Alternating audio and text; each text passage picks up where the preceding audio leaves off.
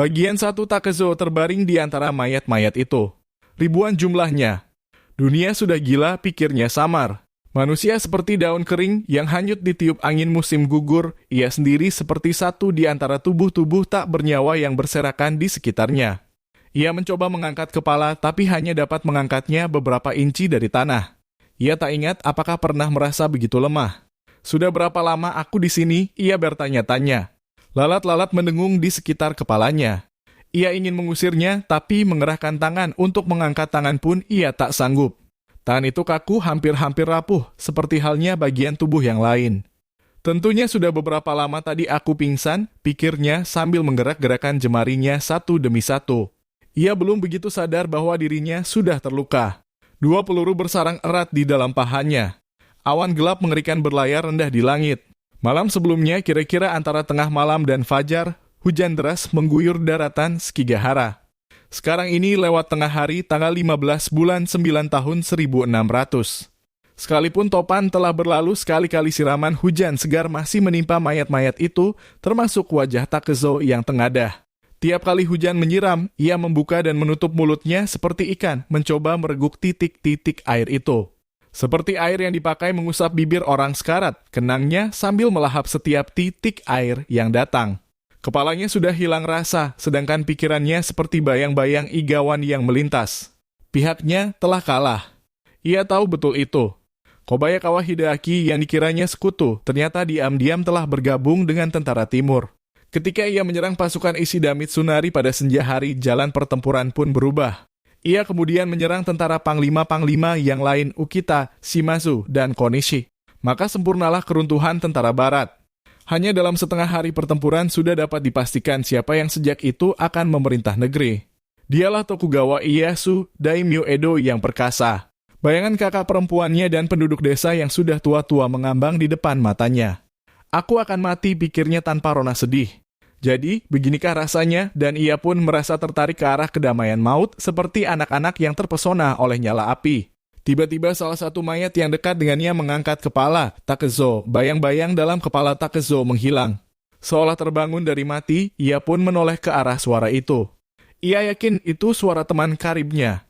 Dengan segenap kekuatan, ia mengangkat tubuhnya sedikit dan ia paksakan keluar suara bisikan yang hampir tidak terdengar itu karena kalah oleh titik-titik hujan.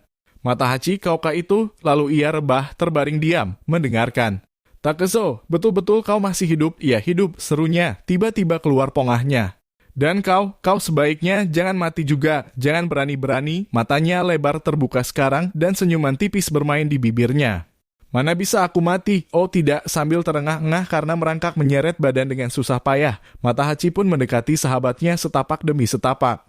Ditangkapnya tangan Takezo, tapi yang ia cengkeram dengan kelingkingnya sendiri hanyalah kelingking temannya itu. Sebagai sahabat, sejak kanak-kanak mereka sering mematrikan janji dengan cara itu. Ia pun lebih mendekat lagi dan kemudian menggenggam tangan sahabatnya itu seluruhnya. Sungguh aku tak percaya kau hidup juga. Tentunya hanya kita yang selamat. Jangan begitu terburu-buru. Aku belum mencoba berdiri. Mari ku bantu. Ayo kita pergi dari sini.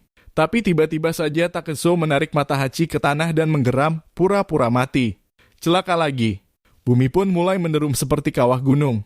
Lewat tangan mereka berdua tampak angin pusaran sedang mendekat. Dan semakin mendekat. Baris-baris penunggang kuda sehitam jelaga meluncur langsung menuju mereka berdua. Bajingan, mereka kembali, kata mata Hachi sambil terus mengangkat lutut seolah-olah bersiap melompat. Takezo langsung menangkap pergelangan kakinya hingga hampir-hampir mematahkannya serta merenggutnya ke bumi. Dalam sekejap mata, para penunggang kuda sudah terbang melewati mereka. Beratus-ratus kaki kuda yang berlumpur dan menyimpan maut mencongklang dalam formasi menyepelekan para samurai yang sudah tewas. Sambil memperdengarkan pekikan-pekikan perang dan dengan zirah serta senjata berdentingan, para penunggang kuda itu melaju terus. Mata Hachi berbaring menelungkup dengan mata terpejam, dengan harapan kosong semoga mereka tidak terinjak-injak, sedangkan Takezo menatap tanpa berkedip ke langit. Kuda-kuda itu begitu dekat dengan mereka hingga mereka dapat mencium bau keringatnya. Kemudian semuanya berlalu. Secara ajaib mereka tidak terluka dan tidak dikenali, dan untuk beberapa menit lamanya keduanya tinggal diam tak percaya.